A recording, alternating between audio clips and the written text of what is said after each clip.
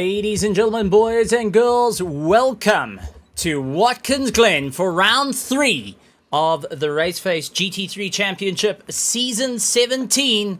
My name is Stephen Koenig, and welcome for joining us here at Watkins Glen. We gotta go bowling, and in the usual fashion, boogity boogity boogity, let's go racing. Jason Farmer first to the chats to go and say how's it, but with our racers going to be excited to battle their way around Watkins Glen. I will be joined in the commentary box by a guest this evening. So joining me in the commentary box is going to be Cameron de Bastos, who has had more than enough practice around this circuit. He's seen it all, he's been it all, and I think hit most of the walls on the way through. Cameron, Watkins Glen, a very interesting circuit. Turn 1 is going to challenge our drivers. That is the 90 that the drivers are going to have to try and keep themselves sort of very, very wide, but easy to go off into the distance. You make your way through the S's before you follow towards the inner loop, that boot that we've seen drivers make or break their race going and clipping the inside wall as they turn to the right. And you've got to get yourself all sorted out and straight lining the inner loop before you enter long right-hander, heading down towards the chute, into the left. Keep on the power, dive into a right-hander. The toe does tighten up to you before you met into the heel, and that is our boot that we always hear about. Up the heel, all the way into a tight left-hander. It narrows quite a bit. Going double wide is very, very difficult to deal with before you make your way to the final corner, which does provide its own challenge because the racing line is the pit lane entrance. But Cameron, how are you feeling tonight with all the cars out there? And by the looks of it, we're in for some very tricky conditions. Yes, good evening, Stephen. I'm glad I'm nice and dry in the commentary box tonight. It looks to be a very wet race there, with variable conditions to be on the forecast there. But no, this is definitely going to be a test of skill for the drivers out there tonight. The curbs are going to be slippery, with the S's there on Watkins being well known. If you mess up, you just bounce your back if you hit the wall there. So this is definitely going to be a big challenge of their skill tonight. Well, we've got our Pro and Pro-Am field all together, and that's always a difficult one to try and carve your way through. Kieran Patterson out this evening, Bernard Barkes and Rian van der Rest. Connor Bergstrom out there for the Panda City Racing. Good to see him out there. For Fears, for the Alpha 1 will be taken to the circuit. LaRue in KSR Hex. Charles Darden of Project Vapor. He's been having some interesting racing this week. Followed by Daniel De Villiers, the Hitman, out on the circuit. Then we've got Kieran Duplessis of Hybrid Adventure. Now, I believe that Hybrid Academy has changed their name, and Bego Krobler was actually one that told me about. It's no longer Hybrid Academy, it's called Hybrid Racing. So going through a little bit of a rebranding, but also sporting a very unique color scheme that has a bit of history to it. It's a bit of an homage to Jody Scheckter's Tyrrell, the six-wheeler, to be more specific. Keegan Sanderson, he's also saying how's it, and is out on a circuit like Randabel. And Jean-Ray Buerta of T. Carigma Racing, they've also switched up their color scheme. Richard van Heerden, Mordred Clausen out on the track, your fellow teammates, and then Ruin Kleinans, Tiernas Buerta, Conrad Volskink, Daniel Rowe also out on the track sporting the new livery, Jaco Krobler, Jason McGregor, Ian Upton also out on the track, Hansi Myberg, our man, the myth, the legend that's been handling all the hard work in the background, Marius Buerta, Thriller Darren Miller out there on the circuit, Sean Lorero, Alan Patson also returning to the circuit, Mahath Musa, and Paula Tillers, who's going and rounding out our big field of 32 cars right here at Watkins Glen. In the rain conditions, this is going to be a proper bit of fun. And we've got some very interesting and esteemed guests that are joining us in the grandstands. I see that we've got Rurik Sabadja coming all the way from from Twitch. We've got Eric Hostain also saying, let's go, looking forward to the new liveries. And also, we've got Dylan Hall from Sarko saying that this time he is not racing, but is going to be keeping an eye on fellow LTR drivers that will be fighting it out. Anrik saying, kom viers gooi, as well. Hopefully I didn't get that horribly wrong. But our drivers sporting some new colors, some huge amount of fun. And Eric Kursane actually giving us a bit of insight to why he's not on the circuit, and that is a blown PSU. For anyone that doesn't know what a PSU is, that is the power supply unit in the computers. So that's pretty much having like your engine detonate, and you're going to have to deal with it. So he's caught out Tasha Lovelock as well. But before we get into all the fun, shall we give the spectators the good news? Oh, I can see Cameron's already keeping quiet on that one. He doesn't want to talk too much about it because, you know, it's kind of special news. So, to you guys out there in the world of the grandstands, we're going to have a bit of fun. And that is, if you look in the description, you'll see that SA Lube is sponsoring a little bit of a prize. But this time, not towards the drivers, but they have a prize for you guys, the viewers, the committed, the petrol heads, the spectators displaying your passion. You click on the link at the bottom as we see that's Kieran Patterson making his way around one of the Panda City cars that's trying to get himself going. Click on the link that is in the description and you will be put into a draw. Every week we will be handing out 300 Rand with SA Lube to you guys, the spectators. A lucky viewer will get 300 Rand every week and then automatically put into a draw at the end of the season for a 2,000 Rand prize pool. So yes, we talk about prize pools for drivers. This time we mixed it up. SA Lube going and trying something new and throwing it out to you guys, the spectators, to come and enjoy the fun. So don't miss out on that opportunity. And I know if anything, I think Cameron may have also gone for that prize. Cam, you there, buddy? No, he's definitely gone hunting. Yeah, I'm here, Stephen. Just quickly, just dealing with some things in the background. But no, I hear what you're saying. Yeah, I've gone for that prize money on the iRacing side. So who knows? Anybody can win. It's a fantastic opportunity from SA Lube to give something back to our viewers. Well, that's it. So the petrol heads that keep us going time in and time out. This time, you guys are going to go for a prize. I see Dylan's also say he's already done it. You know, this is every week, so make sure you enter when you see RaceFace go live, or even in the future. Hit that link as well. We're giving it away every week. So long as it's within the week, you guys have a chance to win 300 Rand, and that is extremely helpful. 5 minutes of qualifying left. Kieran Patterson at the top of the charts with a 149.1. Jason Farmer in second place with a 149.455. Eri Marais going and finishing up with a 149.680. Bernard Barkhuizen dropping down the order. He's getting beaten up by Van der Race of the GSR Gold, and he's done a 49.795. Bernard Barkhuizen a 150.1. Ian Upton a 150.2. Fafiers with a 150.6. Conor Bergstrom with a 150.637. So literally 0.002 off Fafiers' time. Daniel Rowe down with a 150.862. Conrad Folskig in the 10th position with a 150.925.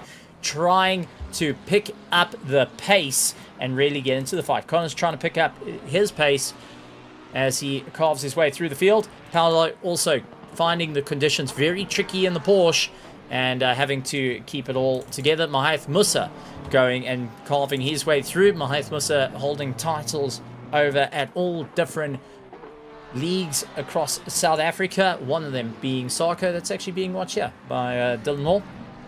As far as I remember, Dylan, you can correct me, is the defending champion at Sarko, Mahath Musa. Charles Darden, the Project Vapor, in 15th position. He's 0.2 up on his last lap time, but still not enough to pick him up out of that 16th position and needing to take a workout for this. So lots of drivers trying to figure out what's going to work, and you guys will be able to keep up to date with all the bits of fun if you go and take a look in the description. We do have Pit Link up and running, so live timing for you to follow your favorite driver in this race. 1 hour and 30 minutes with 2 mandatory pit stops at a rainy Watkins Glen at the moment. And when I was taking a look at the practice servers, the rain conditions, well, were either they were there or they were not. I actually jumped into one where it was bone dry at 30 degrees. The guys were having a huge amount of fun with that. And then the next one is in the wet conditions. And like real life, this is a different battle. Dylan actually correcting me there, so thank you, Dylan. Ryan Ottens was the winner of was the current champion. Myth Missile was second. Thank you very much. Good to know on that one, because it's always helpful advice. It's nice to also go and show around when everyone's racing throughout the week and duking it out in the amazing racing that we have here in South Africa. But, yeah, Mythmus was the previous champion. Fair enough. Thank you on that one. For Fears, minding out of the way, into the boot, well, into the bus stop, all looking okay. In the colour scheme, Connor Bergstrom trying to get a little bit more drive. He's lying in 11th position, doing really well. I don't think I've seen Connor last year racing in the pros. So this, I think, is his first time racing in Pro-Am. Going and fighting it out with all the big stuff. But Jason Farmer is one to keep an eye out for, Cameron, because he's currently third in the charts and first of our Pro-Ams. All our Pro-Ams have got the silver board, and then we got Kundupasi, who's actually one of our pros, if memory serves me right, is sporting a different board at this point, but he is one of our pros. But what do you think of having a Pro-Am sitting in third amongst all the pros? Alan Patterson up into 10th position. So it seems like the distinctive difference between Pro and Pro-Am is not as clear as it always is. No, Stephen. Jason Farmer, he is, even though he's classified as a Pro-Am, he's definitely a driver to keep an eye on, a up-and-coming driver. Very strong.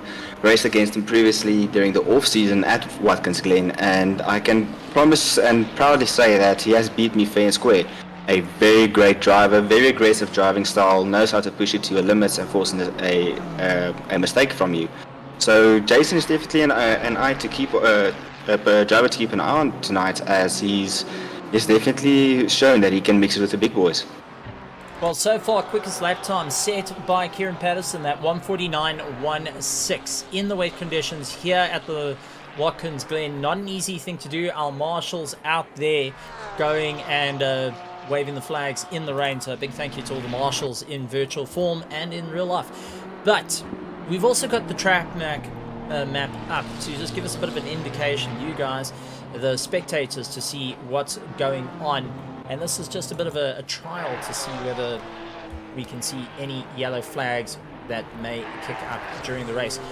But with time running out, you got 10 seconds to come across the line. I think it's make it or break it at this point. Werner Skuman currently lying in 4th place, 0.2 up on his last lap time, running out a little bit wide. He's just flirting with those track limits. Do you think the Ferraris will have an advantage here, considering they are currently the top 4? Or do you think that this is just showing a bit of a low fuel and we may see more of the front engines like the BMWs and Mercs, or even seeing the likes of the Porsches come into play? Well, Stephen, taking from experience in the off-season, the Ferraris were dominating on this track, along with the BMW surprisingly being able to be on the front running there. I remember specifically battling out with Bagger Grobler there.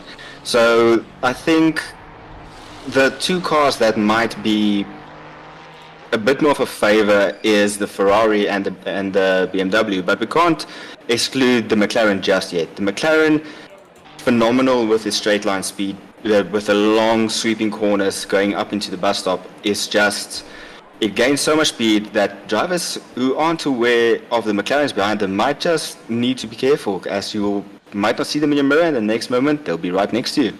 Well, it does look like all drivers except for Sean Herrera, who unfortunately clips a wall on the exit, getting caught out there, has come across the line. So we're going to go back to the commentary box. But conditions changing out will make things interesting. What's your thoughts on the race? I mean, this is a difficult time for the drivers to work out what's going to work for them.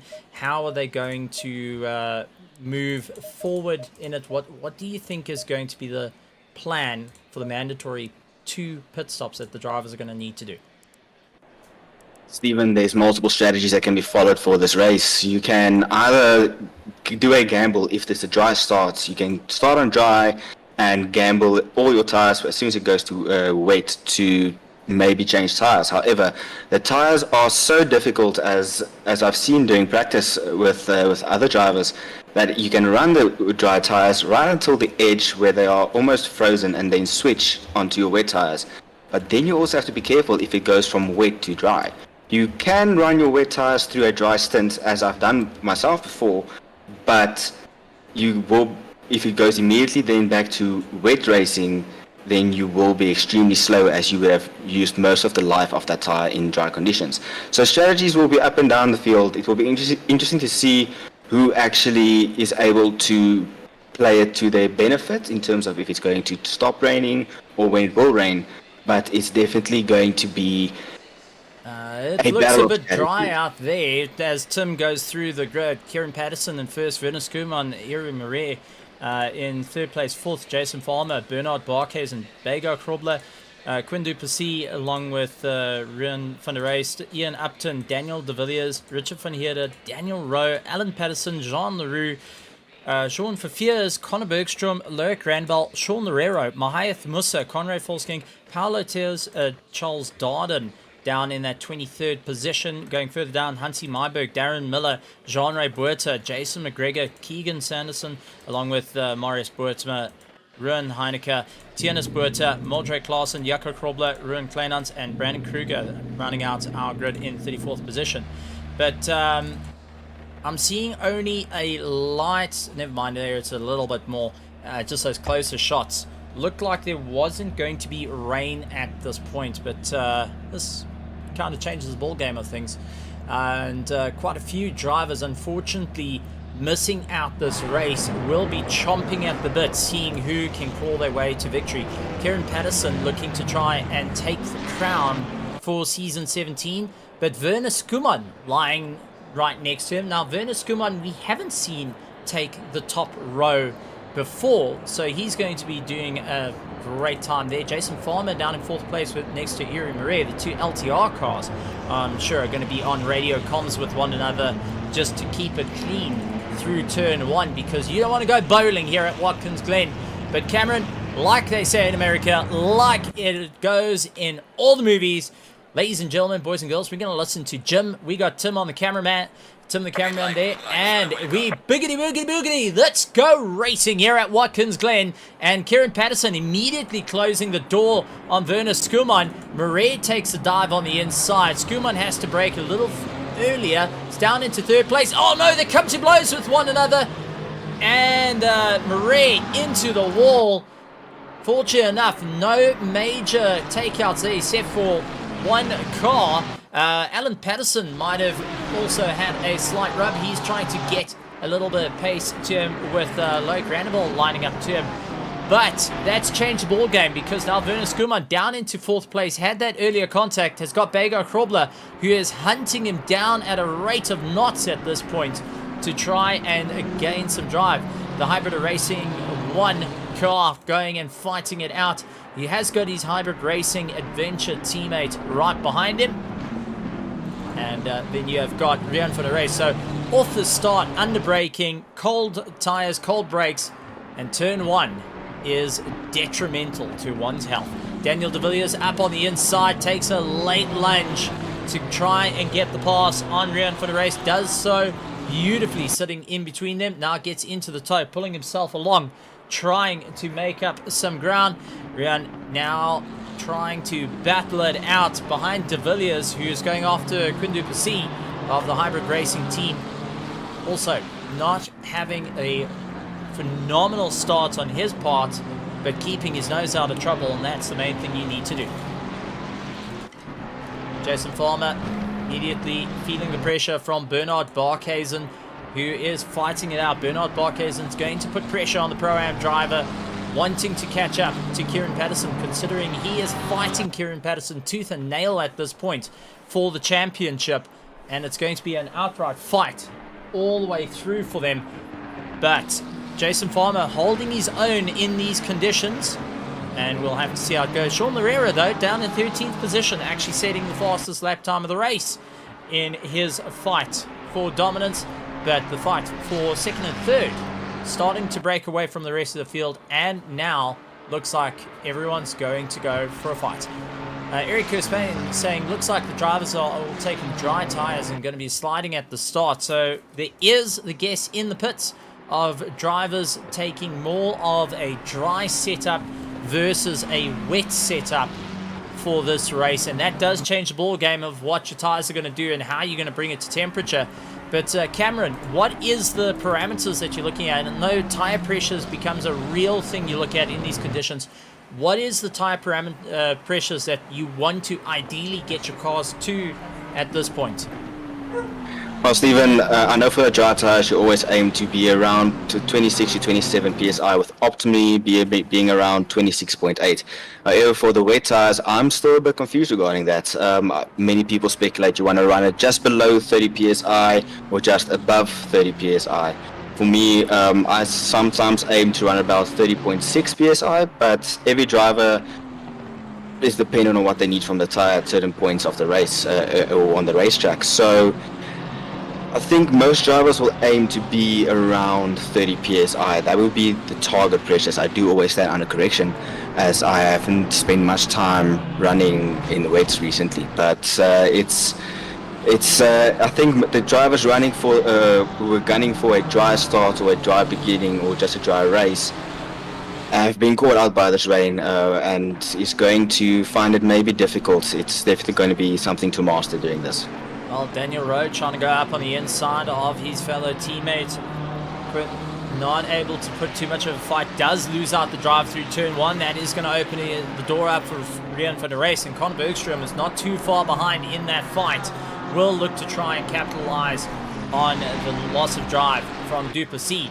But Conor Bergstrom right in underneath the wing of Rian van der Race, now looking to go side by side into the bus stop. It is going to be challenging for both of them. Does get the slingshot pass. Rian not going and giving him too much room to go and fight back on it. But you are a fellow teammate of the Panda City team. With Conor being in the Pro-Am, he is now up into second place of class, and it seems like he's a little bit more accustomed to the wet weather racing that we're experiencing here tonight. Yes, no, and that's true, Stephen. So Conor is an all-downhill racing, moving over from the F1 games and trying his hand at ACC, and proven to be quite skilled at managing the GT3 cars.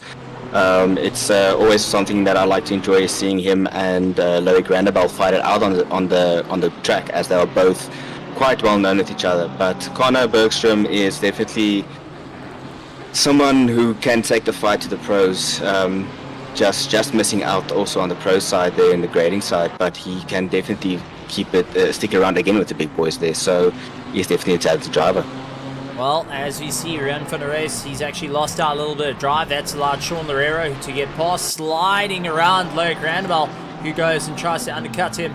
Both of them side by side into the final corner, and it's all about how close you can get to that wall, but still side by side they go, and it looks like Rian trying to move out of the toe there to try and snap a toe. A couple of cars looking to dive towards the pits, but everyone just running to the fringes of the circuit. Loic Randabel, though, has gone farming. He has gone far enough that he has changed states at this point. So not working out in his favor. Does drop down the order, but some really great racing out the box for everyone. Conor Bergstrom fighting out in 9th position, going after Duplessis in 8th. Tries to look on the inside, couldn't get it all booked in, and had to back out of the fight. Just behind them, Rian van der Race and Sean Larera trying to get underneath him, but just can't get the drive. So all the drivers focusing on the attack at the moment, not worrying about too much of who needs to protect the tires, but ultimately wanting to score those valuable positions come for later in the race when they have to do the pit stops. We have got a couple of drivers that have done the pit stops, and that would be Jean Leroux has done his first pit stop along with Ruben Heineke. Mordre Claessens in 33rd, and Verfiers has done their first pit stop to get out the way. We did have yellow flags for the number 52 car, and it does look like a bit of contact may have arisen for Hansi Myberg. Oh man, Hansi just has one of those races that either he loves it or it just doesn't work out for him. And I think running out a little bit wide, and the grass, the wet, he does bring it back, thankfully. But that was a solid smack in the wall and a lot of damage to the car. Yes, Stephen, the rain with the wet weather on this grass, not the rain, sorry. No, the rain the rain again. With the rain, the grass just becomes almost like a sheet of ice. It's incredibly slippery, and just touching one wheel to it will immediately send you spinning. It's a balance between keeping it between the white lines and not touching the grass. It's definitely something very difficult. Now, you've raced in the pros. You've worked on the pros for ACC racing for many months and years. The mentality you got to go into this is you can't really back out of a fight. You've really got to try and stick it all together and be part of the race. What's your thoughts into it for the drivers now starting to focus on more of the attack than anything to try get their way up through the order, considering it's a 1 hour 30-minute race? I mean, I take a look at it from a medical point of view of you are putting a lot of strain on the brain. You're focusing quite a bit.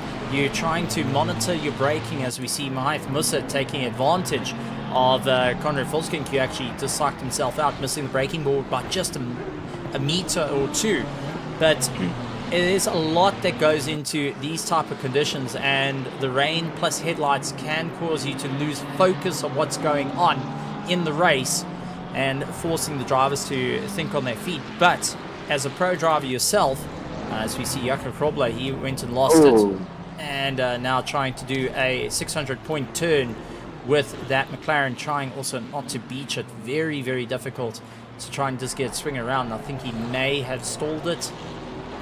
Not just waiting for cars to get by. So get back there. yeah, just a peculiar point. Yes. So no, I've always loved my dry weather racing, but of course you have to adjust and start doing wet weather. As you can see, it looks like there are drivers trying to hunt for some dry patches there. If you see them deviating from the racing line, or maybe even some wet patches, as a dry line might be starting to form there. But every time after a wet race, and I'm just knackered. It's such a mentally draining racing session, as you have to make sure you don't go off track. You have to keep it on track, and if you are fighting somebody, you have to make sure that you don't push it so far that you at the end ruin your own race.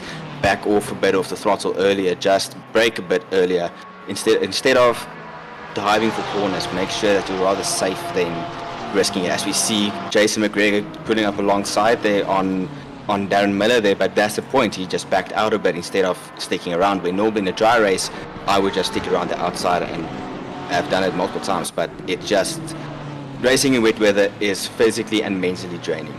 Now, it's a bit of a gamble the whole time. I see yellow flags also for Brandon Kruger behind, but this is a lovely little fight that we've got here. Charles Darden, Darren Miller, Jason McGregor, Iri Marais, who had a rough start, now getting into the fights of things. He's up into 19th position, but having to claw his way back, and now he's got Jean-Ray Buerta immediately onto the back of him as well. So in a train like this, there is no room for error, and it's good to see the drivers fighting it out.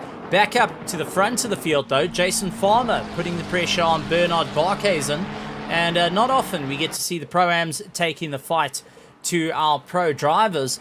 But as you said, they've only missed out on grading by so close. I think the grading time that I've seen the closest was a 0.05 of a second that separated the final of our pros to our first of our Pro-Ams. And I mean, that tells its own story.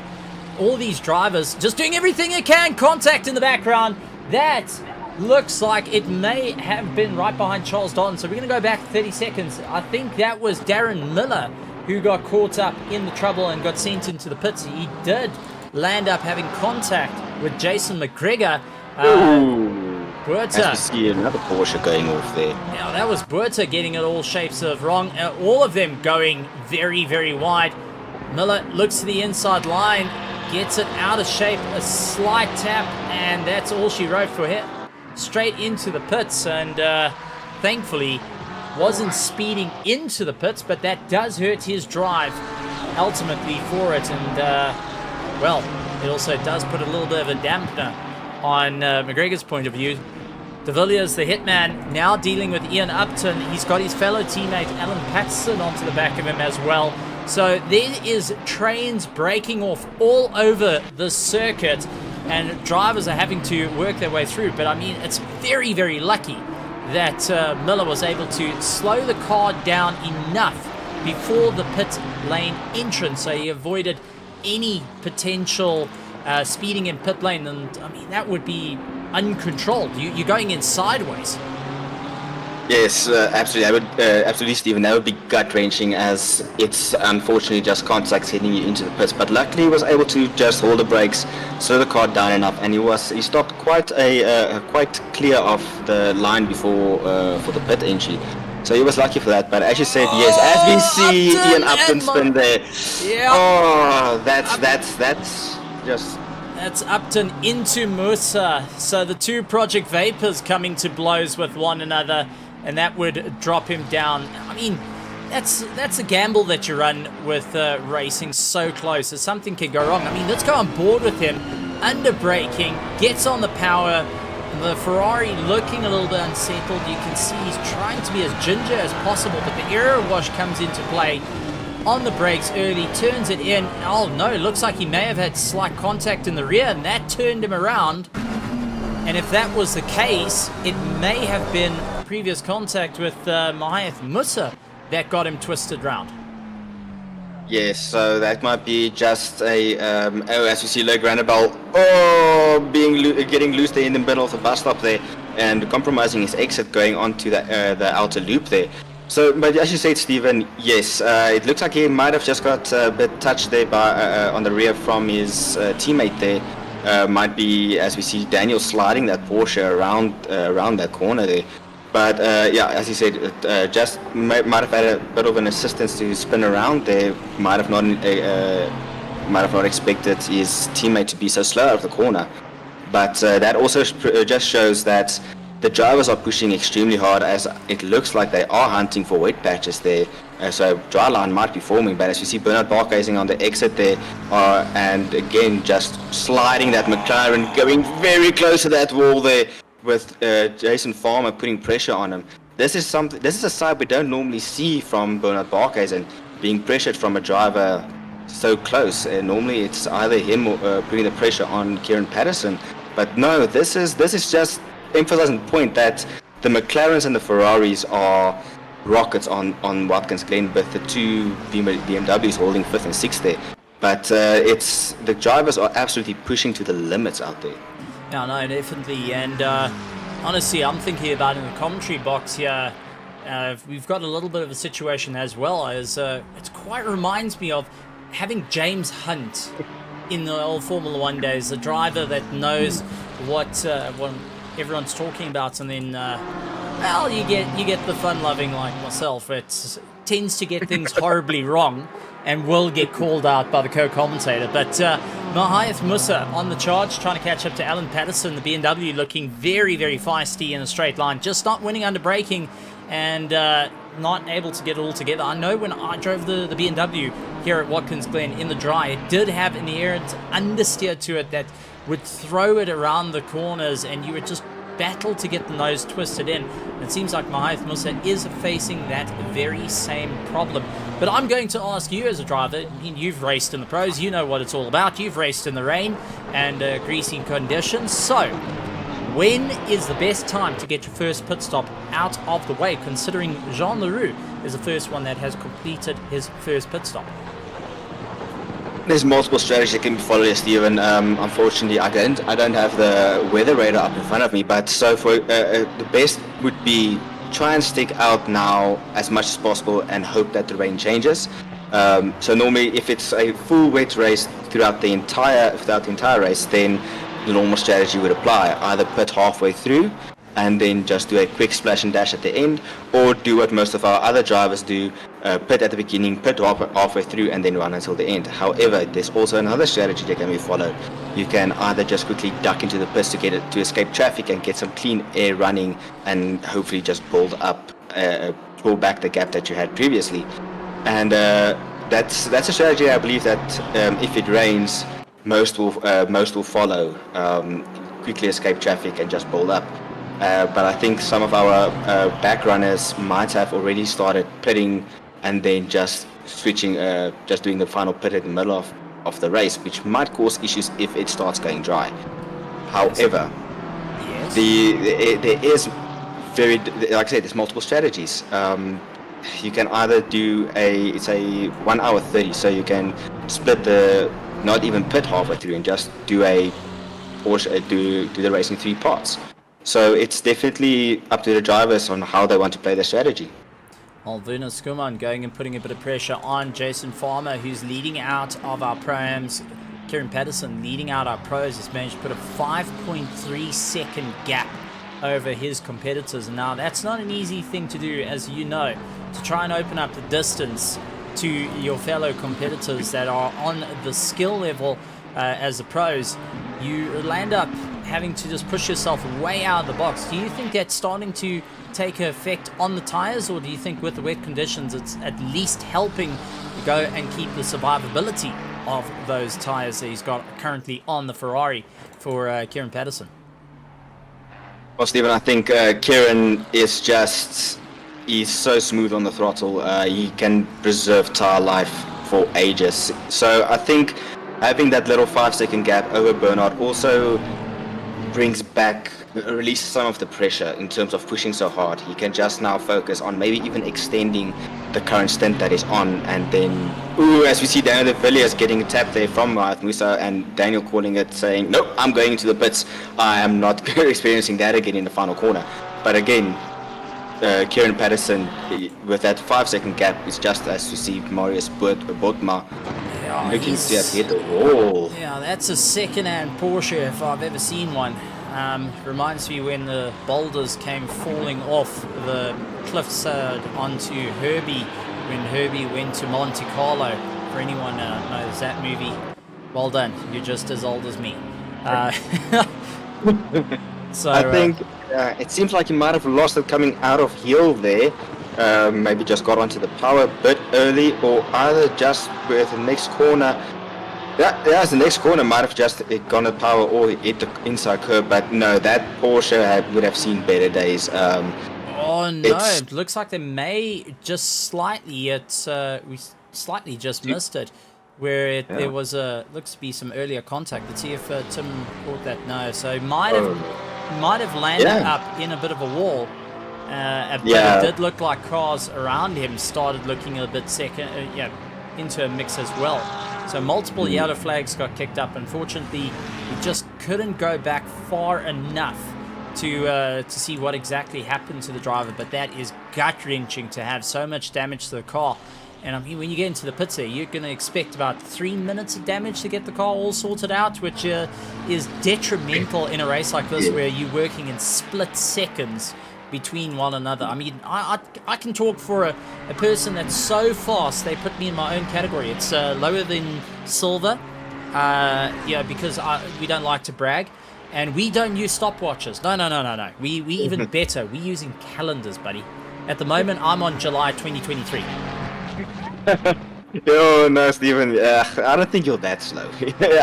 You're just Mr. Consistent, I believe. But no, it's spinning out and damaging your car is gut wrenching. It definitely takes a mental effect on you. Saying you kick yourself, and it's rough. But the best thing to do is get your team around you, really get the car fixed, and just continue driving. You never know. There's still an hour and 8 minutes left. Anybody can crash again, and it's never over until the Fat 30 sings. That's always my favorite motto. Well, that is it. That's it. And, I mean, you're going into endurance racing this weekend, so it's all about getting it across the line. But for our drivers out there, they are pretty much running a solo enduro, as some would call it. The 1 hour 30 minutes is a true test of time for all the drivers to keep the pace up and keep up the mental fortitude to survive the rain here at Watkins Glen. And as he pointed out, there is starting to be a dry line that's starting to form very faintly but the driver's still catching those standing water, so those puddles that are lurking around, that's going and sliding the cars out. I mean, Jason Farmer, unfortunately, getting close to the wall. He actually dives to the pits. So I think he was trying to slow himself down enough to get into the pits. He does come across, and that gets sorted out. But Conor Bergstrom fighting out with Daniel Rowe. Good to see them out there.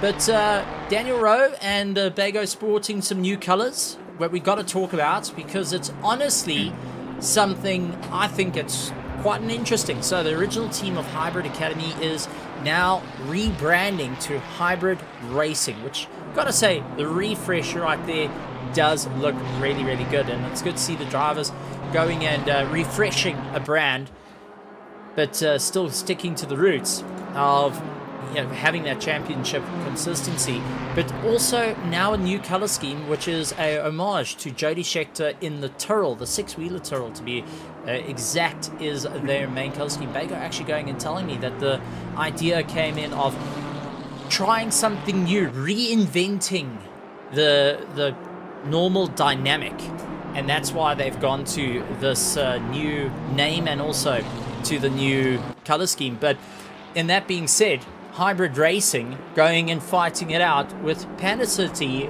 Racing Team, which is also quite new. Yellow flags kicked up though for Alan Patterson. Oh man, looks like he's lost it somewhere on the circuit. And let's go to Tim in our heli. Maeth Musa on the back of him. I'm calling bus stop. Well, didn't want to catch the bus at the bus stop, that's for certain. I mean, if you got a Lamborghini, the last thing you want to do is be catching the bus, unless you couldn't afford the fuel. But oh man, on the curbs, gets a little bit sideways, and there we go. There's the jump, bottoms the car out. Thankfully was out of the way, and it does look like one of the Ferraris also getting out of shape on the way through as well. So now Alan Patterson dealing with Jason McGregor behind him, Charles Darden just ahead of him. But this is an interesting turn of events. The driver's starting to lose out a little bit of drive, and mistakes starting to creep in. But we've also got some interesting spectators out there, as we got Nico Killerman joining us to say how's it. Ian Upton though with a drive-through penalty. That is going to be for track limits. But we're going to take a look what happened to, this is Jean Leroux, who was doing so well for the KSR Hex team. He's going to go hard on the brakes. And maybe the car just getting a little bit too much rotation. Oh, too late into the corner, and there's a catch into the wall. I've done that. I've done that in single seaters, and it usually ends with suspensions off. Yeah, so either too late on the brakes or too hard on the brakes. It's in the rain. You can't just slam the throttle down. You have to be very gentle on that brake there. I almost said throttle. You have to be very gentle on the brake there, otherwise you will turn a rear engine car into a front engine car, as I would always like to say. Oh, this is Rich Fanietta. He's also had a little bit of a whoopsie-daisy moment going off circuit, trying to pull himself back. And, slight contact with the number 69 car. And that gets him twisted around. So, unfortunate contact on the rear, and just that little tap is all it needs to spin the cars around. And Richard, unfortunately, dropping down the order. And Heineke, who was the car that landed up with that very, very light tap. I mean, it's generally with these conditions, it over-exaggerates when you get into rubbing paint. So this has got to be a very interesting time indeed. But let's go through the running order, because there is a bit of a change here. We've got Kieran Patterson out in first place, Bernard Parkes in second place, followed by Werner Skuman, Bago Kroblet, Daniel Rowe. First of our Pro-Ams, though, goes to Conor Bergstrom with Sean Larrera right behind him. And then you've got Quinn Duplessis. Oh, getting a bit tongue-tied there. He comes across. He will get past Daniel Rowe. Brandon Kruger in 9th. 10th place, Mahath Musa. Iri Marais. 12th, Jason Farmer, who's done his first pit stop out the way. So he's going for a bit of an undercut here. And even our spectators have spoken about it. 33.5 seconds is the total time that it needs to go into the pits. He spent a 7.6 seconds splash and dash getting it sorted out. Ran for a race in the 13th position, moving up into 12th. Mahath Musa dropping down the order. So some mistakes starting to creep in. Oh man, that is De Villiers going and out braking himself. And as you spoke about, hitting the brakes too hard can land up with catastrophic results, where you suddenly get the engine that's in the back to want to put itself in the correct layout, and that's the engine in the front. But I don't think the Porsche was designed with an engine at the front by any means of the point thing, because they wanted to try something different. That looks like car number 10. No, I apologize. That is Jaco Grobler, unfortunately not being able to avoid De Villiers as he spun there. As we see Tienus Botha, that's turn 1. Normally in the dry, that would normally happen if you're on the throttle a bit too early in the McLaren. I wonder if this will be the same case again. Might have just over-rotated the car. Turned it in, bottomed the car out, get the rotation, and unfortunately the hybrid racing team, or the hybrid racing tryhards, unfortunately coming across, blocking pit lane, and nearly having a door full of BMW from fellow teammate going and making life a bit more interesting. And so, couple of drivers though we've got to talk about. Darren Miller in 33rd position, completed all his pit stops. Marius Boertma completed all his pit stops with 1 hour and 1 minute to go. Based on my luck, that is Loic. Ominous Gaming looking very ominous in the wall, under braking, so that did not work out a plan. He tried rushing B, but unfortunately everyone went A.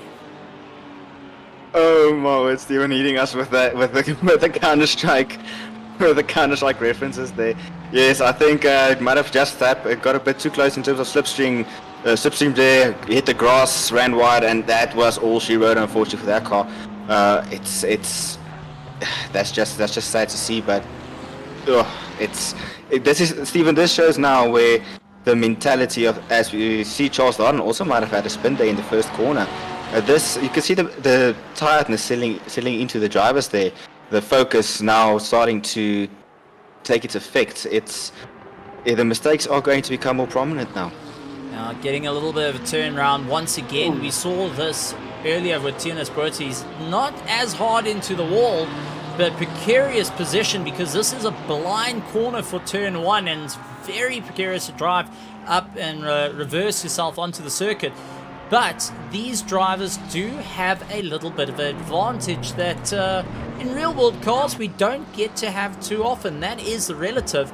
In that type of situation, Cam, what do you do? What is the plan? How do you get yourself back on circuit? And I mean, you're trying to calm yourself down after a spin, and now you're saying go and look at a relative.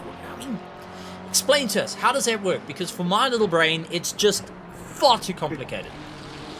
Well, Stephen, I will tell you, in my helmet, when I was busy driving, I would normally say a few choice words before returning, and some drivers prefer to use the relative. I prefer to use, for example, the track map that's also at our disposal, which is a very nice feature, but with the full track map. Sometimes relative, yes, it updates, but not fast enough, and then you might just miss out. So, and rejoin just as a car is coming up on you. So yes, it's a process. You get mad at yourself, then you say, okay, I need to get focused. You have to turn the car around, but then you also have to take consideration: is there traffic coming up on you? And it's a whole song and dance that you need to do before you can just rejoin. The side-by-side, Paulo Taylor's trying to hold that top 10 against Rian van der Race, who is on a mighty charge. That GSR Gold going for the top spot, and so far he is in the pro. He's in the pro class and stuck between the pro-ams, but just not getting the same drive compared to Paulo in a straight line. He's able to make it up through the bus stop, overshoots it ever so slightly, gets unsteady, has to pull himself back. Yellow flags though for car 72. That is Tienus Botha again with a final problem. Corner.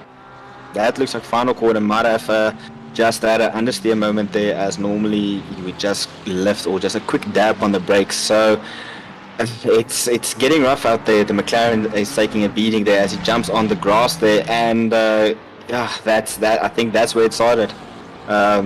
Just getting the side by side with Loic, and there's contact. it's couldn't slow the car enough to keep it on the inside, and unfortunately that sends him around. Surprising to see that Randall didn't get turned around there. But this is another one. Tim has gone and shown up, and this is Jason McGregor. He's been involved in quite a few interesting times as it goes on. I mean, Kieran Patterson's trying to carve through the traffic here, and a beautiful drift, nearly, just, I would say about a 7 out of 10 for the start, but the end wasn't, I'd give that about a 3. It was a graceful stop, but not quite as planned. Yes, it's a 15 total then, as you're still stranded there. He's trying to turn himself around. I think, no, that's a different corner. So yes, I think he got himself going, and then unfortunately spun around again. Unfortunately, in the toe, it seems they just the uphill section, rear just steps out, and unfortunately, this is where we're lucky. But now it's a question of the cars approaching to be a way to avoid them. That's where Jeff, our spotter, hopefully steps up and say, just go left.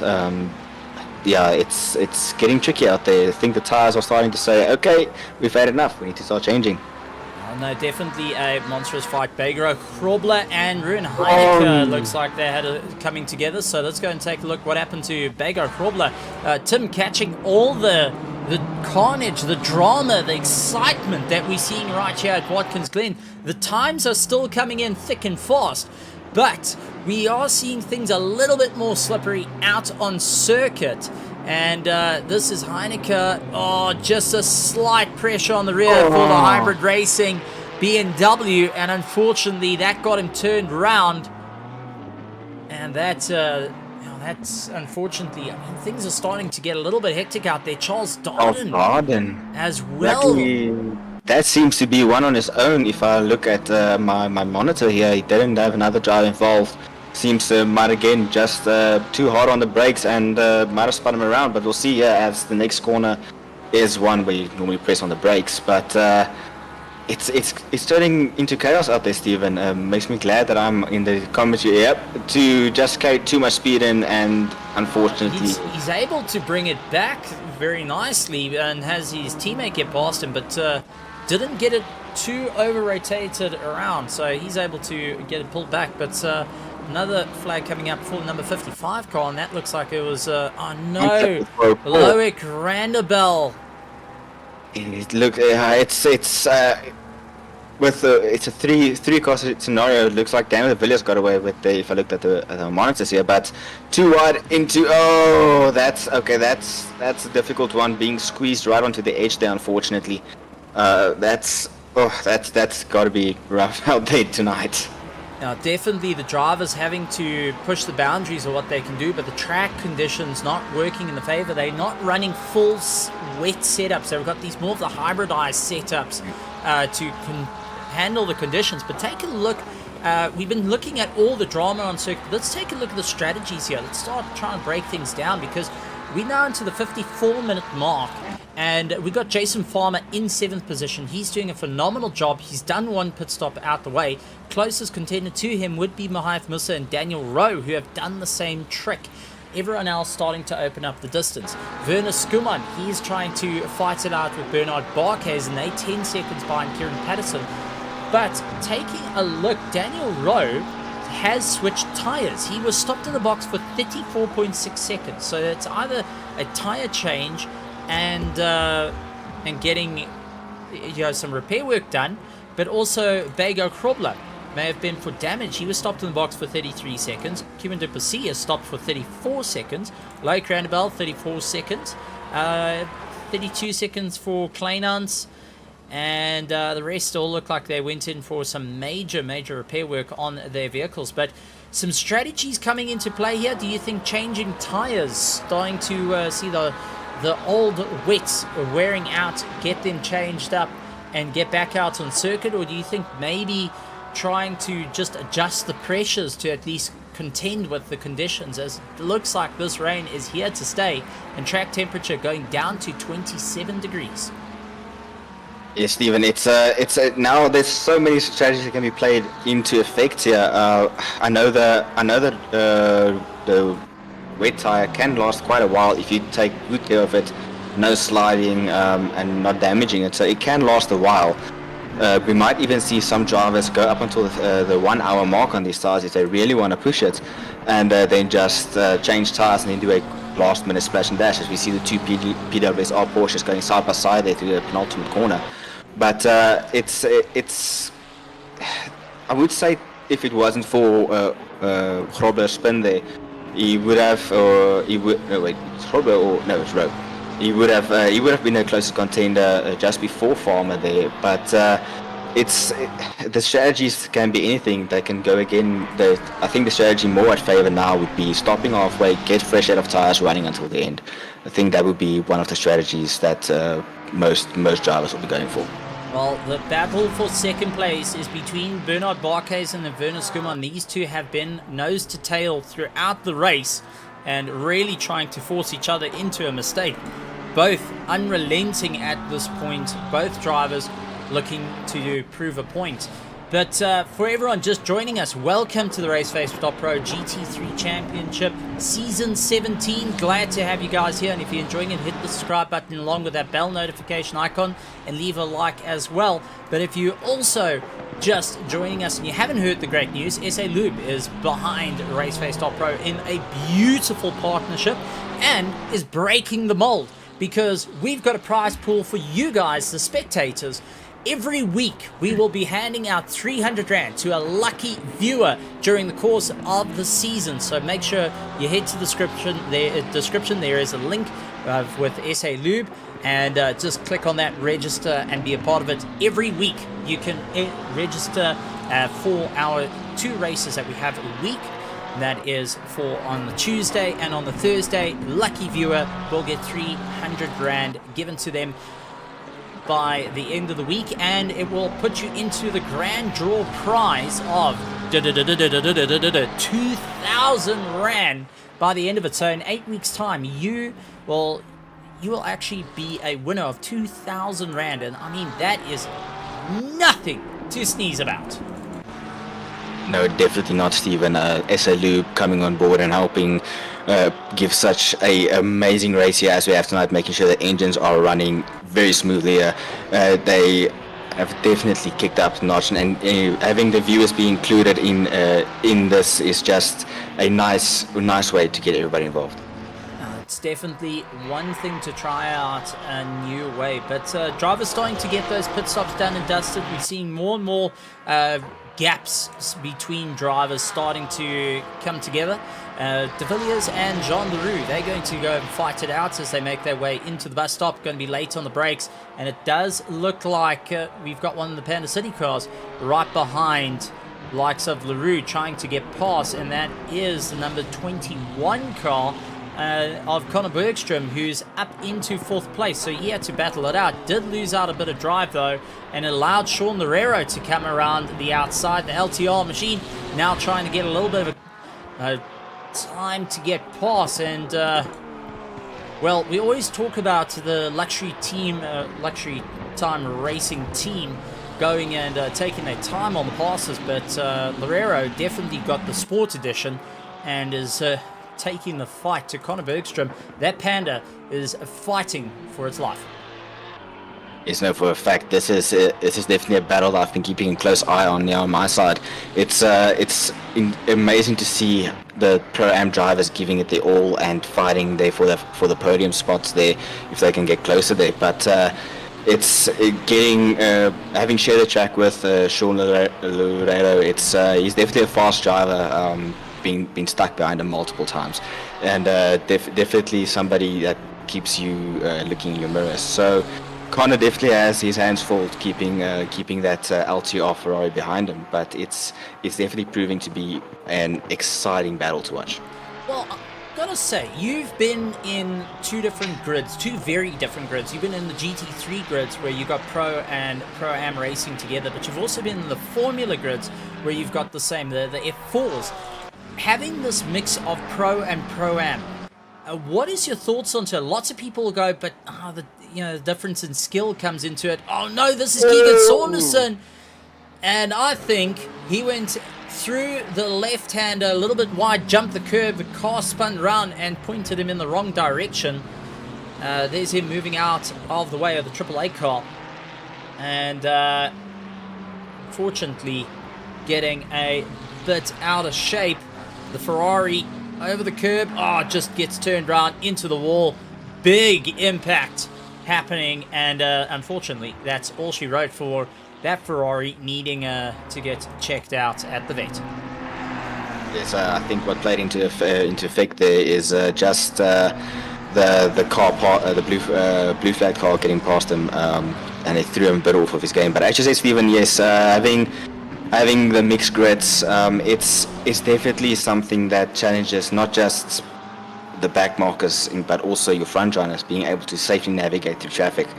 And as we see Rian van der Reis, they're spinning again at turn 1, probably again just over-rotating the car there, unfortunately, but it's through the final corner. It looks skittish already. He was, yes, definitely sliding there. He was chasing down that's Daniel Rowe ahead of him. So Daniel Rowe being his target, and he just overcooked it through turn 1, gets it spun round, is able to save it out of the wall, but definitely not the way you want to be facing the pit lane.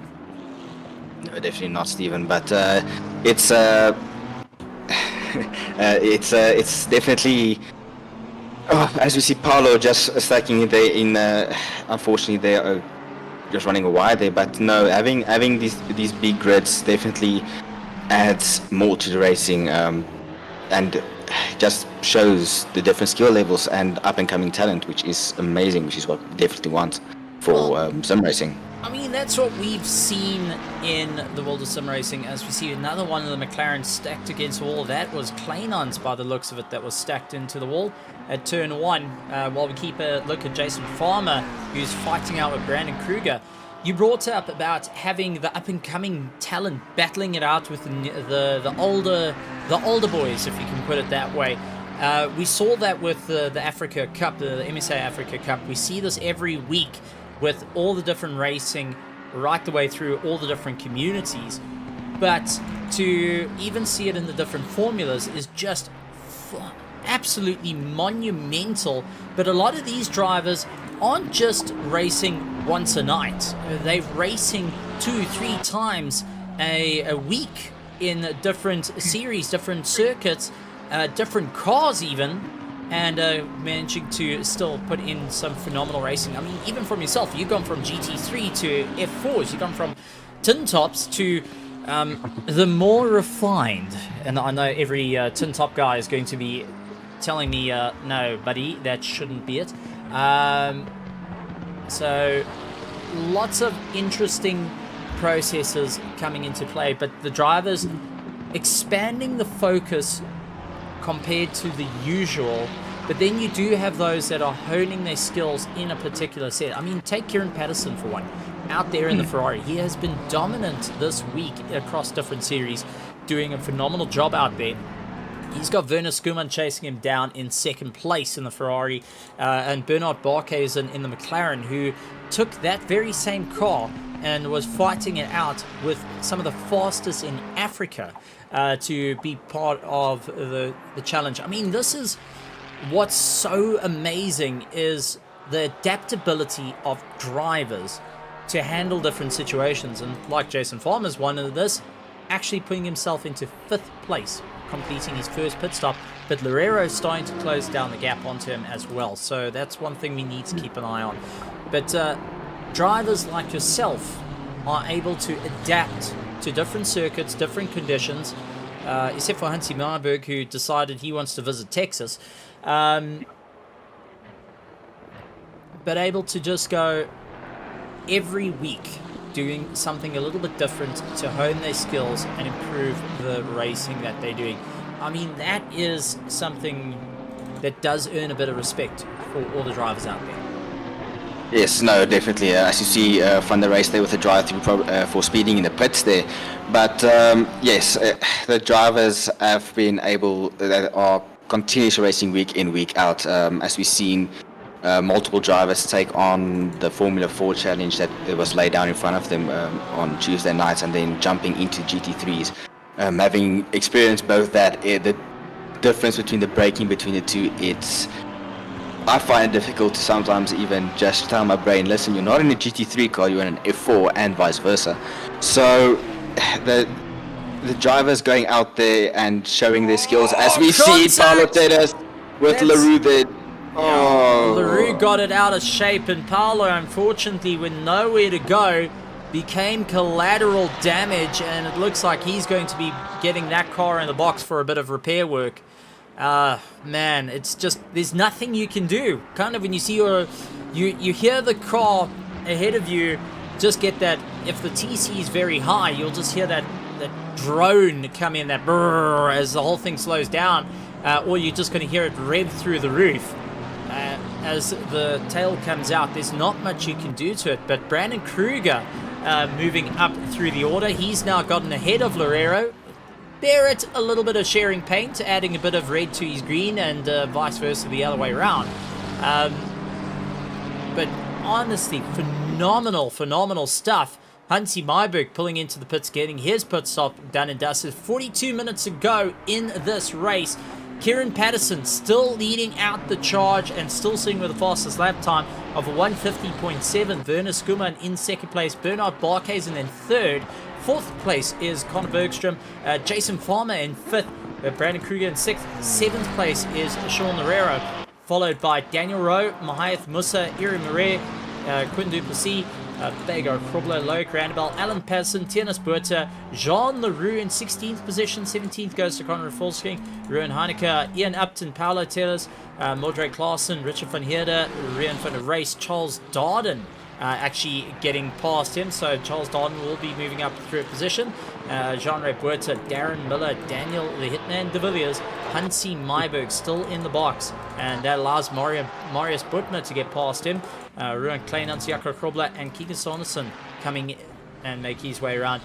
32 cars still out on circuit, but we did start with 34 cars, so unfortunate retirements coming into play as we see a little bit of side-by-side contact between Marais and like our Duplessis, and it looks like that's Kieran Patterson who's trying to now figure his way through with the blue flags, not having the easiest of time, being offline in the wet, and also having that aero wash starting to come into play. But in this point, he is trying to get past a battle that is going on, and the rules state, they stipulate that the blue flags must hold their line and continue to be a predictable car and not to fight the passing the faster car. As Kieran Duplessis tried to take advantage of that Marais letting through Kieran there, and unfortunately into a spin there, just maybe a bit too eager there. But this just leaves Marais now stuck there. This is where patience needs to come in, Stephen. One has to be very, very patient when trying to make a move in these conditions. This is the onboard of Marais, and here comes Duplessis. Big set. Oh, just ran out of brakes. Unfortunately, there's not much you can do. You're turning left, you're on the brakes, and, well, the car's just going to go one way, and that's straightforward. Understeering all the way, but it leaves Marais in a predicament on a blind corner to try and turn himself around. Does throw him down the order as well. I mean, these are the tricky conditions, balancing up whether to get into a fight or let the faster cars go, but it does compromise your drive. It's always one that you just kind of wish that the leader does have a better exit than yourself to get past. LaRue with a stop-go 30-second penalty as well. That's getting in the pit lane. Oh, man. Drama everywhere on this track tonight, Stephen. It's as paying homage to the legend in commentating. Drama here tonight as they battle out. Loureiro getting past Brandon Kruger, but Murray Walker being the famous words on that, and it's starting to play into the world of you're James Hunt, I'll be Murray Walker, commentator's curse coming from my side, you're giving the technical information, only difference is you're not going and having a martini while watching the spectacular racing out here. But I think by the end of it, you and I both will have our nerves shot seeing how the race is unfolding in bits and pieces. But interesting enough, the two PWSR cars have completed their pit stops. Both have sustained a bit of a rough race. But the leader of the race, who's now got a 13.5 second gap, hasn't done a single pit stop. So you can't even use his teammates as a litmus test to whether he needs to pit or not. And that does leave him open to Bernard Barkhuizen, who has completed his first stop, and also Jason Farmer in 10th position, that will have completed all his stops for the race. So he's racing down to the end. I mean, this, you talked about the different strategies. Well, I think everyone's on strategy Z1X. Yes, I think unlike the Ferrari pit crew in Formula 1, these guys haven't run out of the alphabet yet, but I think this is going to be definitely shows the versatility in strategies. I think Kieran might actually start try and run the tires for an hour, not change tires. Oh, that's second place. That is second place. Going into the bus stop, might have just overcooked it there in the entry and exit. Oh, this is definitely this is gut wrenching. It looks like he might have actually been tapped by Duplessis there. If I looked at my monitors, as Duplessis tried to be over, hit the wall and bounced back into him. So overzealous, got too close to the wall, and contact between them. Oh man! I mean, you've raced around this circuit not only in GT3 cars, but you also have gone around in some of the slower cars like Mazda MX-5. But to get, you want to cut that corner as much as possible to straighten it out. And unfortunately, if you clip the wall, you're just a passenger at that point. Yes, Stephen. I mean, oh no! It's Bago! Lucky. And that's Bago and Jason Farmer. And Bago crawling with a slide once again. The hybrid racing machine dealing a bit of cards to the luxury time racing Ferrari of Jason Farmer. And Jason at this point does not want to have any incidents. He wants to keep a solid drive to get himself back into that top 5, and anything now will be detrimental to his race. I mean, this is nerve-wracking for all the drivers. Yes, absolutely, Stephen. I think tonight we should rather be scoring them for amount of drifts, side-by-side drifts, as tonight we've just seen cars going sideways through all the corners. But it's yes. Going back to your previous question, going into the bus stop, you can go on the inside, but then the outside car normally has to back off a bit. And with Duplessis being one of the lapped cars, I don't think Skuman was expecting the move down the inside from Duplessis, but that might just be for a car sliding due to the wet weather out there. But it's definitely been a roller coaster ride tonight with all the cars going up and down and sideways through all the corners. So it's let's just hope that Van Skuman can still has quite a nice gap over Bernard Barkhuizen and can claw back a podium there.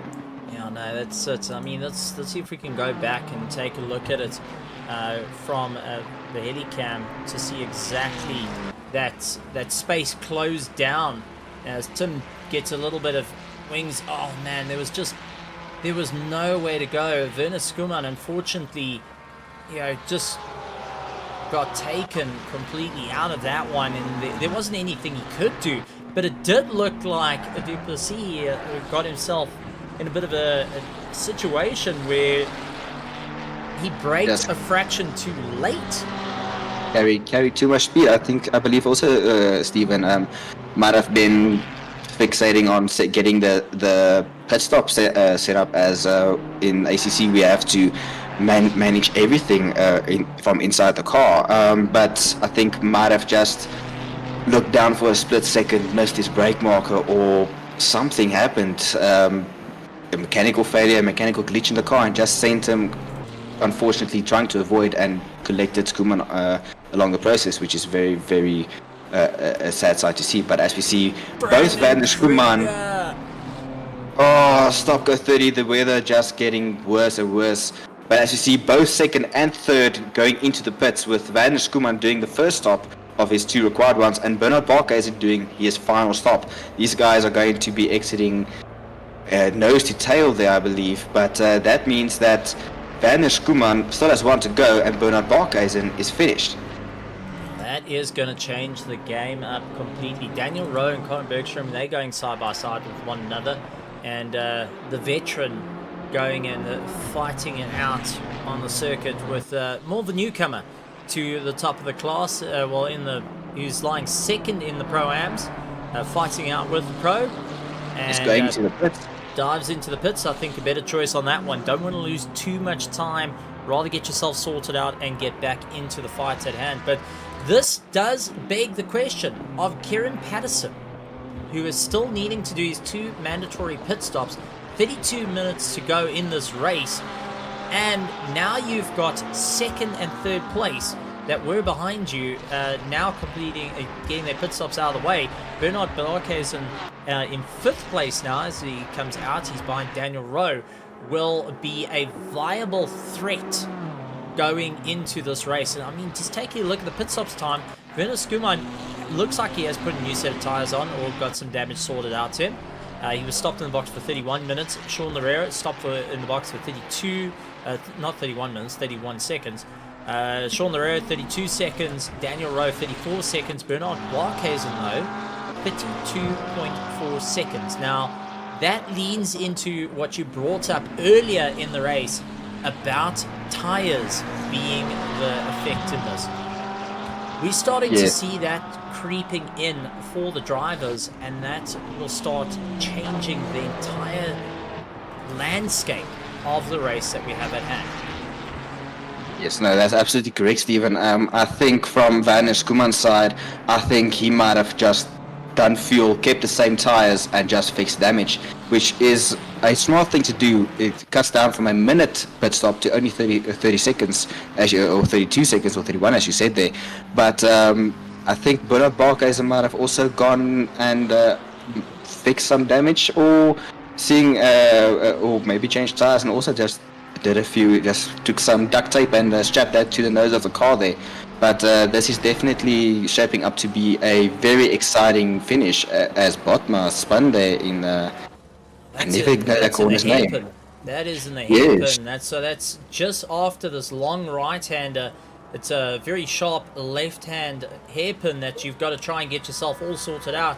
Go late on the brakes, and we've seen quite a few drivers that just get that awful slide, and he's able to keep it out of the wall, but now needs to try and get himself fired up and get going once again, and not to beach himself on the curb.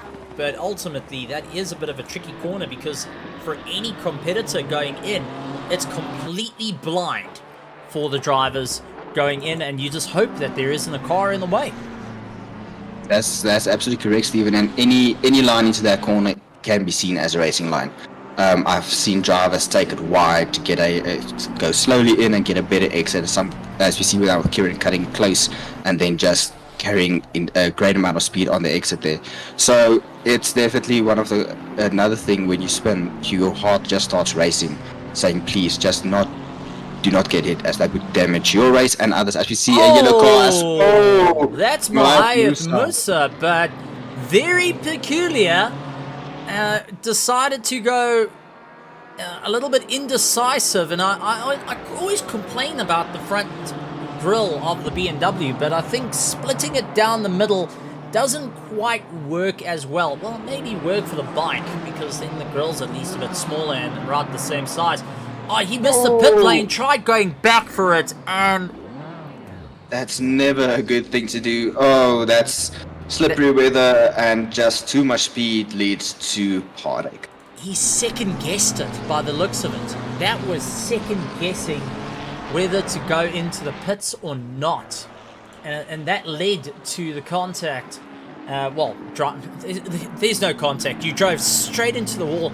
I had a teammate of mine do that at Kailani, where he literally just murdered the car against the wall. Because it was that, do we pit, do we not pit, do we pit, do we not pit, I think I'm okay, no I'm not. And unfortunately you just run out of road And I mean, you got those water containers that can deal massive amounts of damage to the front end of the car. So unfortunately, that's coming into effect. Let's take a look through the order as Kieran Patterson has now pulled into the pits. Werner Skuman is in second place. He's a little bit further behind. Then you got Loureiro in third, so Sean Loureiro in third. Fourth, Daniel Rowe further back, Bernard Barquez and Jason Farmer, Bagar Krobler, Conor Bergstrom, along with Eri Marais, Loic Randabel as he makes his way through, Kieran Duplessis, Conrad Folskink, Ruben Heineke, Alan Patterson, Ian Upton, Brandon Kruger, Paolo Tillis, along with Tianis Buerta, Charles Darden, Darren Miller, Daniel the Hitman de Villiers right on Thriller Miller. Good to have those two out there, and you know them rather well on their racing styles, and a bit of formation flying coming into play.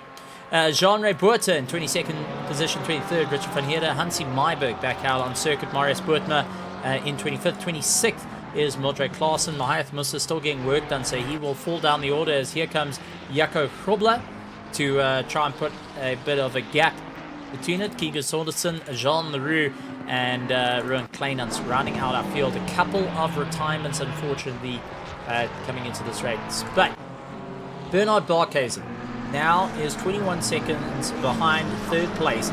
He's completed all his stops. Loureiro, Skuman, and Patterson still needing to get in the pits. Farmer, who took that early pit stop, is in 6th position. And he is second of our Pro-Am. So he's hoping that Loureiro will get into the box and he's able to get the gap and close it down. I mean, this is now getting very, very technical. This is down to what I thoroughly enjoy because, well, if you can't make it up in pace, make it up in strategy. And that is where it comes into play. This is where you start relying on any information coming through. If you have a team boss that's able to give you information, or a pit crew that's able to just feed you this information of what's happening, will help you go around. Tianis Buerta now trying to also make his way around one of the BMWs. I think that is the likes of Daniel Rowe, who is going and fighting out. But Tianis Buerta feeling the pressure from Charles Darden. So while Daniel Rowe is just trying to keep himself in order, is that Daniel or is that Bago Krobler? That's Daniel. That's Daniel, car number 15. No, that's Bago Krobler.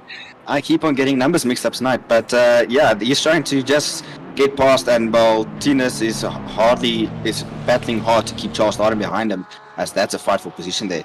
But Stephen... Yeah, Bago is a lap ahead at this point, but at the moment he's just bottling his teammate up and leaving him in for a fight with Charles Darden.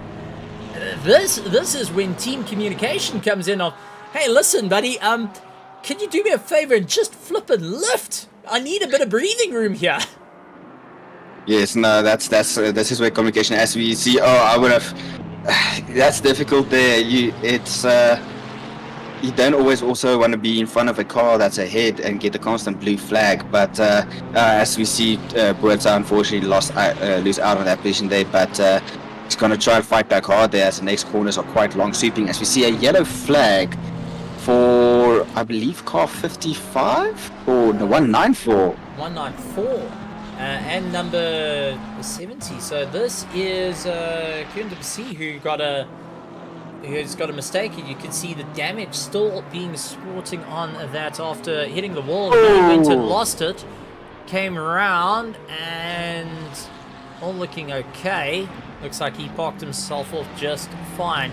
The 194 car looking okay. It just seems to be an accident on its own today, for that one there. But spinning in sympathy. Yes, that the McLaren being, as we have another accident going. No, this is onboard, as we can see how close they're cutting, but the nose just not digging in the way it wants to, and unfortunately that full cross lock, the nose of it not coming into play. And unfortunately having a bit of a blow, but we do have contact with number 15 and 21. That looks like that is Charles Darden and it's Bago. That's Bago and Connor that came together. Oh, bus stop contact. That was a bad choice. Oh no! And unfortunately, from bad to worse there. Fortunately, side by side. I would love to see an overhead shot there from Tim, the cameraman, from the chopper there. But that looks just like, unfortunately, a bit of a squeeze there, which happens to multiple people, unfortunately, there. Seems like we can't go back just not far enough. We're gonna attempt it. Tim says he's going to attempt it. So Tim is going to attempt it. He's going to go back roughly about a minute 30 to give us a bit of an idea of what happened with our number 15 car, and that's Bago Cooler. So there we go. Oh no! Oh, unfortunately, not there. He's trying. But there we go. There we go. Thank you, Tim. Woo. I owe you some biltong. Yes, you see, your way, Tim. That's for certain. That's early turn in with Connor's nose being very close to the bumper there of Bago. Unfortunately, yes, at that point Bago was just a passenger on the grass, and as we see Grobler in the pits there. But to go back to Duplessis' accident there, it's just one of the characteristics on the McLaren, as Taylor says. Getting it wrong. Yeah, Paolo got it wrong, and there's number 70 car that's got it wrong. That is Marius Boertmer facing the wrong way. I mean, 22 minutes to go, and the race is still livening up. And I've got to say, Tim is working overtime on the cameras this evening. Our marshals are working overtime, but our drivers going and facing every which way, whether it's blue flags, whether it's green flags, whether it is Reynolds going and having the rooster tails. No one is having an easy race here at Watkins Glen, and Watkins Glen showing off motorsport can be a cruel mistress at the best of times. Yes, no, absolutely, Stephen. As I see, my monitors also indicated car number 10 having a bit of an accident there. But going back, the McLaren, unfortunately, with that front end damage, the car is a long, sleek car. It loves just it's the straights, and unfortunately, with a bumper being a bit damaged there, it will cause some issues with turn-in and understeer moments, which unfortunately Duplessis experienced there. As you see, that's another contact. There was the contact. That was the number 10 that we were talking about, had the earlier contact. It seems there that the car in front just lost some drive there, and car number 10 couldn't respond there. As we see, Alan Patterson also had an incident here. Wonder. Bus stop again with the McLaren not being able to turn in. This is going to be a very nasty accident, and luckily not as bad. But a massive tank slapper on the end. Definitely Alan Patterson taking a monster of a breath to try and get past. And I mean, he was trying to go for an overtake there, but the defense was also coming into play. I mean, drivers are fighting left, right, and center. Now we got Loic Randabel of Omnis Gaming going and fighting out with the Luxury Time Racing Ira Marais, who has had a race. I just want to point out, is one of the drivers that was up in the top 5 at the start of the race, now down into 8th position with Loic Randabel, both of them going synchronized sliding, and oh my heavens, the contact after. Can somebody cue the Spinala soundtrack in chat there, because that was a beautiful spin there from the Omnis Gaming machine there. That's just it's I don't have words to describe it, Stephen. It's just look away for a split second. We're not going for kill streaks here, guys, and unfortunately it looks like he's trying to bring it back. He's bounces over the curb. That was just a. He kept his foot on the gas. That's unfortunately keeping your foot on the gas, and it lands to it.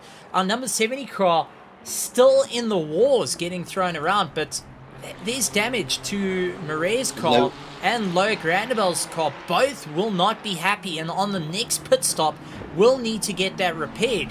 Our top 3 still needing to get their final pit stops out the way. Bernard Barcase are now closing down 16 seconds on 3rd place, but we have got so far 6 cars needing to do their final stops of the race, and I don't know about you, this race is getting really, really wild at this point. Yes, no, absolutely, Stephen. My heart rate is high just sitting here in the commentary box. But speaking of pit stops, a funny thing, I was looking through just the time for all the drivers, and on the top four, the top four, the driver that surprised me with an interesting strategy, Bernard Barkhuizen, between his first and second stop, has only completed 4 laps.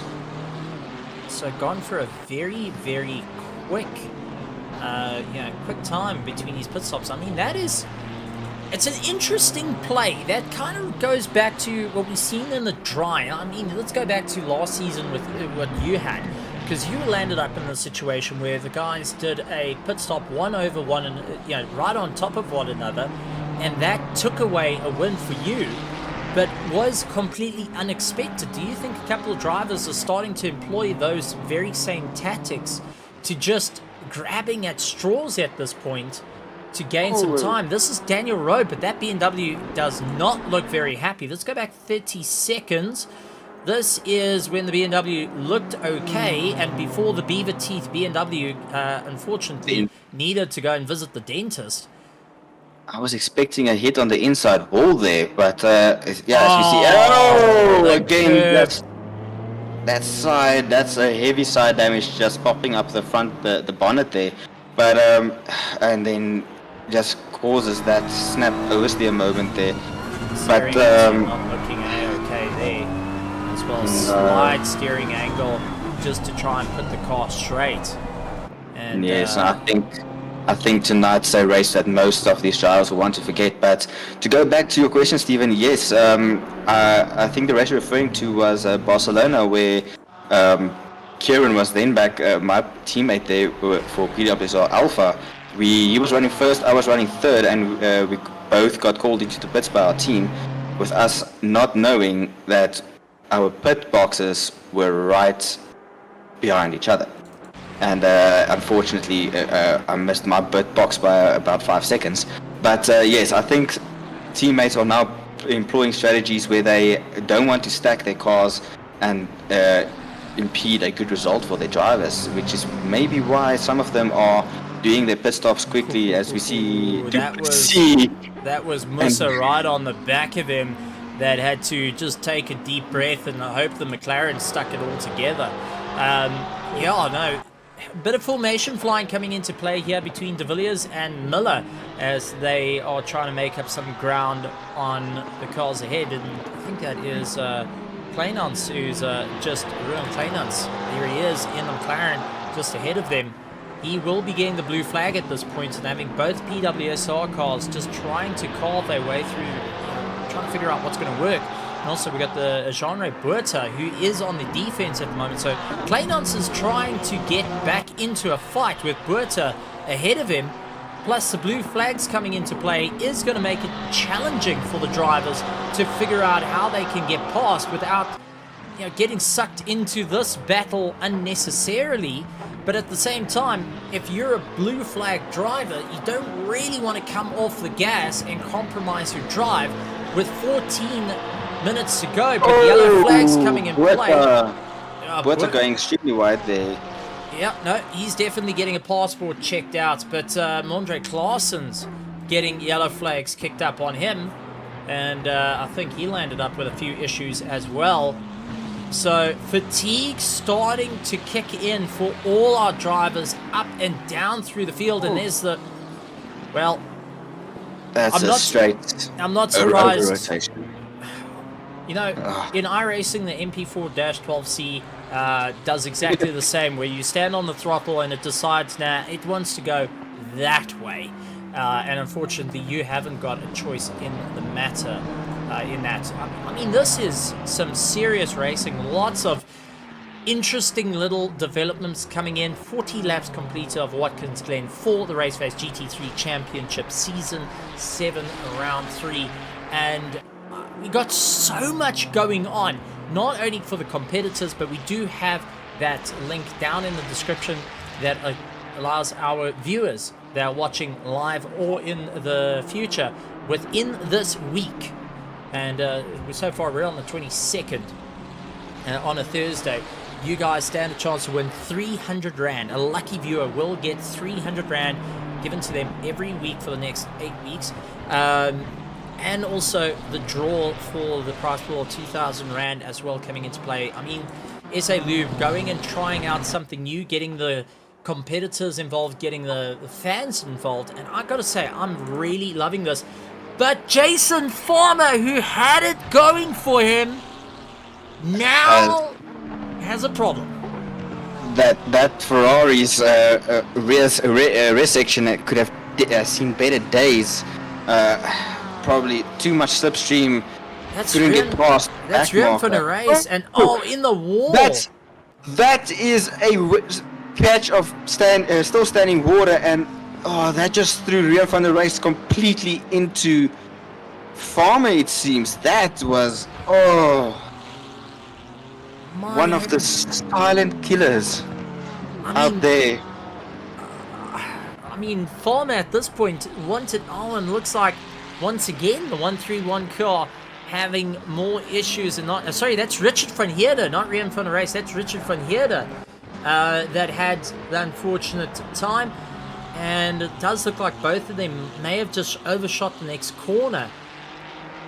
But I mean, Richard van Heerden is down in 24th position and is trying to just keep himself going. I think he's misjudged the corner with the rooster tail coming off the back of that Ferrari, and with damage coming into effect as well. So drivers are just really starting to feel. I mean, the 121 car, and that's Keegan Saunderson who got it spun around again. The drivers are really having a tough time out there. Yes, no, absolutely, Stephen. As I just got a little note handed to me saying that, there's almost a spin going on there. Sorry to the viewers if I was a bit loud there. But as we see, Conrad Volksgang just doing a pirouette there on the corner. Very, very, in a very dangerous situation there. But that's at the exit of Pitstop on the inner loop there. Yeah, no, getting properly caught out in the action, but he's able to bring it back. Kieran Patterson, though, out in front still, dominating charge with 11 minutes to go. Werner Skuman trying to close down the distance, and then you got Loureiro in third place trying to make up some time. Yellow flags being shown. Charles Darden and Paolo getting very close to one another. Paolo getting the drive through the S's. Charles Darden had a massive tank slap. He's going to the inside line. You can see the marbles build up that is out there that would just be all the junk getting grabbed onto the tires. And Paolo still keeping a very close eye on the battle. And just ahead of them for 12th and 11th position, Conrad Volksgang trying to move his way up as Brandon Kruger of that that's Ominous Gaming and KSR Factory team duo getting put together and now sliding his way through. But Werner Skuman actually may have an opportunity here to finish in third place. Now that Farmer's lost out a little bit of drive, Sean Loureiro, unfortunately, only 12 seconds ahead of Bernard Barkhuizen, who has been unrelenting on his charge to try get back into that top three. Yes, no, absolutely, Stephen. The battle for the final two podium spots have been going on all night there, with strategy playing many key factors.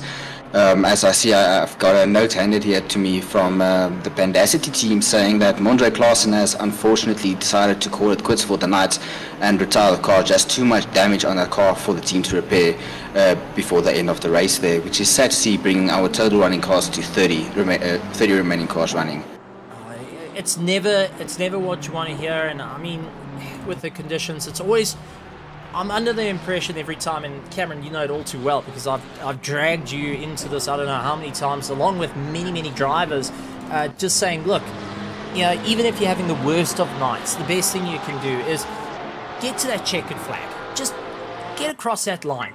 You know, if you can do it. If you can't, it's understandable. I mean, sometimes damage gets too far, but if there is a possibility to just get that car dragged across the line, it not only helps the confidence that you did finish, because let's be honest, to be in this category, you've got to be the best of the pros and the pro-ams to be fighting it out, but also it's a showing on the team, it's a showing on yourself that you will stay committed to just getting it to the end, that you want to see that flag. You'd rather end off on a positive note of you've seen the flag. Oh, Miller, though, getting to visit the Marshall post while I'm on my soapbox. Sorry, I will step off my soapbox now. But yeah, you want to see that get it to the line. And I think everyone out there in the world of spectators, there's one of the pandas. That's Grobler. They spun around there as he's the only remaining Pandacity McLaren.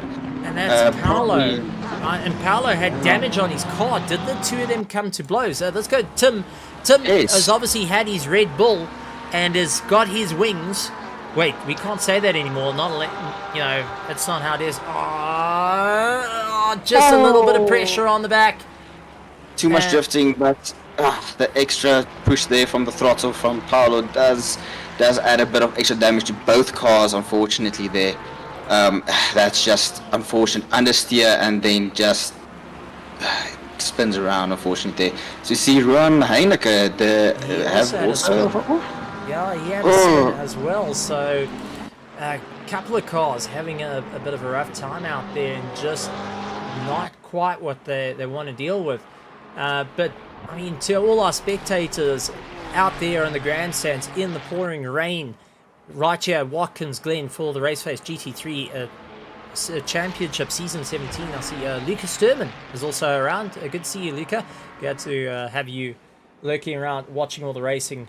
But to everyone out there, the spectators, you know what, guys? Start shouting, start cheering. Get part of the show here as our drivers are doing everything they can. They are giving it their all to finish the race. They've got 6 minutes and 24 seconds left of this race. And to everyone out there on the grandstands, I want to see you guys start lighting up that chat. Start showing a bit of love. I want to see you guys going mad. I want you to go and cheer on your favorite drivers, your favorite teams, and your favorite cars out there, because they need it. They need it in these tricky conditions. They are pushing. They're giving it their all. Loureiro coming in and out of the pits. So to my challenge to all the spectators, because you guys do have that prize pool, but I will say, unless you start cheering and start going and putting your hands up, start shouting as loud as you can. We know that Boksburg just had a earthquake of the 3.0, but I want to have South Africa erupt in madness tonight. I want everyone out there to go and say, let's put your foot down. I see Josh Herb saying, let's go, boys, for Paolo and Daniel. So he's going and putting in the support. I want to see everyone out there. We've got Bertus Hugo also in the grandstands as well. Bertus will be going and cheering on. So I want to hear everyone out there. And I think, Cameron, you don't get to hear it often, but we want to hear the crowd getting behind, because we have got war horses out here that even when the race is getting tough, they are trying to get these cars across the line. And I'm sure you agree. We want to hear the spectators roar. We want to hear that South African blood come out, because we can't let the Americans be the only noisy one. We won the World Cup, baby. That is what it's about.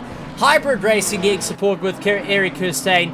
This is into the final 5 minutes of the race. It is time to get loud. It's time to get proud for all the racing out there. We have got 3 cars needing to go and get in the pits, with Kieran Patterson leading the charge. Werner Skuman is in second for the Pandacity team, needing to keep going on his part. So let's see how it's going to go. Yes, Stephen, as you see multiple yellow flags popping up there from cars having spins, but nothing indicating any contact.